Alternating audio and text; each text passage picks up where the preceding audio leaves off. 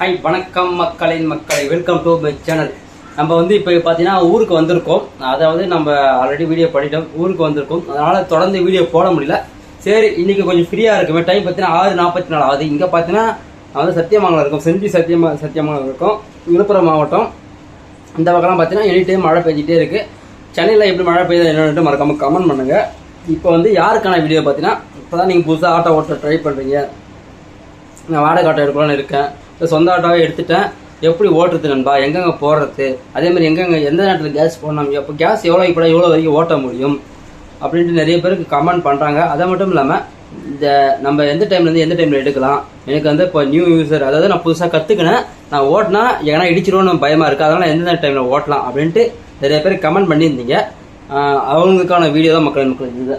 என்ன பார்த்தீங்கன்னா 1 by 1 பார்த்தோன்னா, ஃபஸ்ட்டு பார்த்தீங்கன்னா நீங்கள் புதுசாக ஆட்டோ எடுக்கும்போது கற்றுக்கிட்ட பிறகு நீங்கள் சவாரி எடுக்கணும்னு தோணும்போது நீங்கள் ஃபஸ்ட்டு ஒரு இடைவெளி விட்டு ஓட்டிக்கணும். அது 1 மீட்டராவது சரி, அப்படியே ஒரு 2 அடி 3 அடி. நீங்கள் ஒரு கார் நின்னாலும் சரி, பஸ் நின்னாலும் அது 2 அடி விட்டு நின்றுக்கணும். ஏன்னு கேட்டிங்கன்னா, நம்ம டக்குன்னு கிளச்சு விடும்போது டக்குன்னு தூக்குவோம், ஆஃப் பண்ணுவோம். அந்த டைமில் தூக்கிட்டிங்கன்னா வண்டி தூக்கிடுச்சுன்னா, ஏன்னா இதில் ரொம்ப கிட்ட நிறுத்தும் போது அந்த வண்டியில் இடிச்சிடும். அதனால் முடிஞ்ச அளவுக்கு நீங்கள் இப்போ தான் டிரைவிங் கற்றிட்டு 1 மாதம் 2 மாதம் ஆகுதுன்னா, முடிஞ்ச அளவுக்கு ஒரு 2 அடி 3 அடி விட்டு நில்லும்போது நம்ம கிளச்சை விட்டு ஆஃப் ஆனாலும் அது ஒன்று நம்மளுக்கு சேஃப்டியாக இருக்கும். அதுக்கப்புறம் படியே பார்த்தீங்கன்னா மேப்பை பார்த்து ஓட்ட கற்றுக்குங்க.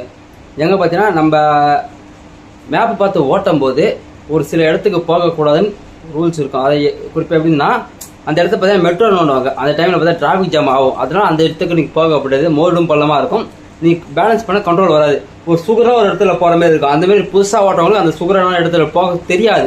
அப்புறம் நீங்கள் சொந்த ஊரில் போய் மாட்டிங்கன்னா கிட்ட ஒரு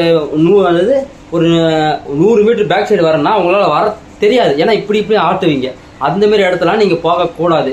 சப்போஸ் நீங்கள் ஓப்பனாக இங்கே ஒரு 100 மீட்டர் போகிற அதாவது 1 வே இருக்குது, 2 சண்டு. ஆனால் முன்னாடியே சொல்லிடுண்ணா, எனக்கு நான் இப்போ தான் ஓட்ட கற்றுக்கினேன், நான் போயிட்டு எனக்கு பேக்கில் வர தெரியாதுண்ணா, அதெல்லாம் கொஞ்சம் சாரிங்கிட்டு கஸ்டமர்கிட்ட எக்யூஸ் கேட்டு முன்னாடியே இறக்கி விட்ருங்க. அதுதான் உங்களுக்கு சேஃப்டி. அப்புறம் கேஸ் சிஎன்ஜி பொறுத்த வரைக்கும் நீங்கள் புது வண்டி வாங்கினீங்கன்னா நீங்கள் 300 350 ரூபாய்க்கு போகிறீங்கன்னா கம்பல்சரி ஒரு 2500 3000 வரைக்கும் ஓட்ட முடியும்.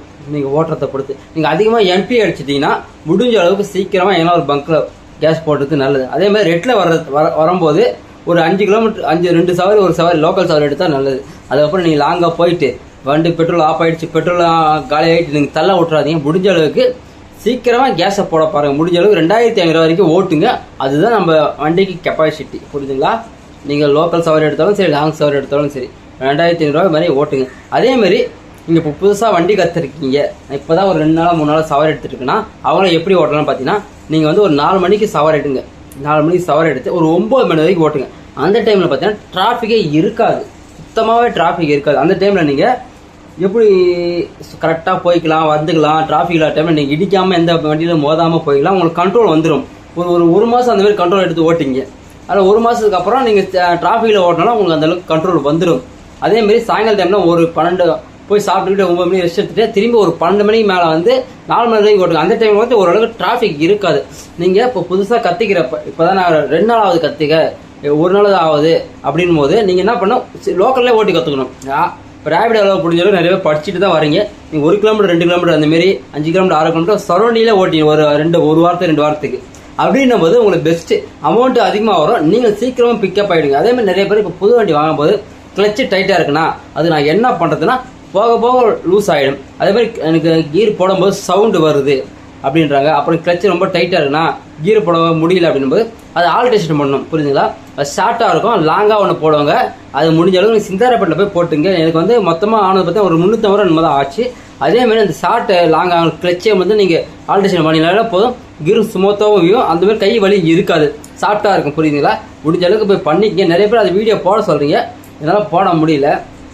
அப்புறம் என்ன சொல்கிறீங்கன்னா, நிறைய பேர் எனக்கு ஃபீடாக போய்ட்டு கண்ட்ரோல் பண்ண தெரியல, இப்போ தான் ஸ்டார்டிங் ரேட்டில் இல்லைன்னா நீங்கள் முடிஞ்ச அளவுக்கு ஸ்லோவாக 50-60க்குள்ளே முடிஞ்ச அளவுக்கு போய் கற்றுக்குங்க. நீங்கள் எடுத்ததுமே வேகமாக போனால் கண்ட்ரோல் பண்ண வராது உங்களுக்கு. அதுதான் நான் சொல்லுவேன். நிறைய பேர் என்ன பண்ணாங்கன்னா, புதுசாக ஆட்டோ எடுத்தவங்க நிறைய பேர் வேகமாக போகிறாங்க. ஏன்னா அவங்க போயிட்டு கண்ட்ரோல் பண்ண தெரியாது. இப்போ நாங்களாம் போயிட்டனால கண்ட்ரோல் பண்ண தெரியும். இப்போ நிறைய பேர் புதுசாக ஆட்டோ எடுத்தவங்க 1 வாரம் 2 வாரத்தை கற்றுக்கணும். நிறைய பேர் வேகமாக போய் அந்தமாதிரி ஹாஸ்பிட்டல் ஆகியிருக்காங்க. அப்போ தான் ரீசெண்டாக பார்த்தா ஒருத்தவங்க லாரியில் விட்டுக்கிறாங்க. கேட்டால் அப்போ தான் டிரைவிங் கற்றுனாலும். அதில் தான் முடிஞ்ச அளவுக்கு லோக்கல்லே ஓட்டி கற்றுக்கணும். நல்லா டிரைவிங் கரெக்டாக இருக்குது, பயம் இல்லாமல் தெரியும். இப்போ இந்த பக்கம் ஒரு லாரி இந்த பக்கம் ஒரு லாரி நம்ம பின்னாடி இப்படி வருதுன்னு வச்சுங்க, நடுவில் போகும்போது கண்ட்ரோலாக போகணும். கொஞ்சம் லைட்டாக ஆனாலும் அப்படி சேர்க்கானாலும் நம்மளுது ஆபத்து. அதெல்லாம் முடிஞ்ச அளவுக்கு பார்த்துங்க. சப்போஸ் எதில் ஏன்னா 2 லாரி வருதுங்க, நம்ம சந்தில் தான் போகணும்னா அதுக்கு தகுந்த மாதிரி போகணும். அதே மாதிரி சுகராக இருக்கும், இந்த பார்த்தா காவா இருக்கும், புரியுங்களா? இந்த பார்த்தா பெரிய லாரி வரும், நம்ம சுகராக கட் பண்ணி உள்ளே போக தெரியணும். அந்த இதுதான் நம்மளுக்கு முக்கியமே. அந்த மாதிரி கற்றுனீங்களா நீங்களே வேற லெவல் டிரைவர். அப்புறம் நம்ம இப்போதைக்கு ஒரு மாதத்துக்கு வீடியோ போட முடியாது, அது ரொம்ப கஷ்டமாக தான் இருக்குது. பரவாயில்ல, இருந்தாலும் நம்ம கஸ்டமர்கிட்ட சொல்லிக்கிறேன், ஒரு மாதத்துக்கு நான் அந்த வீடு கட்டுற வேலை இருக்கிறதால ஒரு மாதத்துக்கு வீடியோ போடும்போது முடிஞ்ச அளவுக்கு என்னால் முடிஞ்ச அளவுக்கு நான் வீடியோ போடுறேன். அப்புறம் என்னால் ஈவினிங்ஸும் போட முடியல, ஈவினிங்ஸ் பற்றியும் போட முடியல. அப்புறம் யாருன்னா நம்ம நண்பர்கள் நிறைய பேர் ஆட்டோ எடுத்துறீங்க, அங்கே மழை பெய்யுது, இப்போ தீபாவளி அதுவும் சவாரி ஓடலை, அதனால நான் ஒரு வாரத்துக்கு முன்னாடியே வந்துட்டேன். சவாரி உங்களுக்குலாம் எப்படி ஓடுதுன்னு மறக்காமல் கமெண்ட் பண்ணுங்க. எனக்கு சவாரி சுத்தமாக ஓடலாம் அப்படின்றதால நான் ஊருக்கே வந்துட்டேன். அப்படின்னு பார்த்தீங்கன்னா நிறைய மச்சான் சொல்கிற சவாரி ஆட்டோ ஓட்டம் கழிட்டு தான் சவாரியை அடிக்கல மச்சான், சவாரி ரொம்ப டல்லாக போதும், இன்றைக்கி கூட ஃபோன் பண்ணி கேட்டால் ரொம்ப டல்லாக தான் போகுதுன்னு சொல்கிறான்.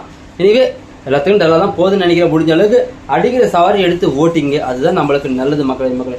மீண்டும் நாளைக்கு சந்திக்கலாம் மக்களே. நன்றி, வணக்கம்.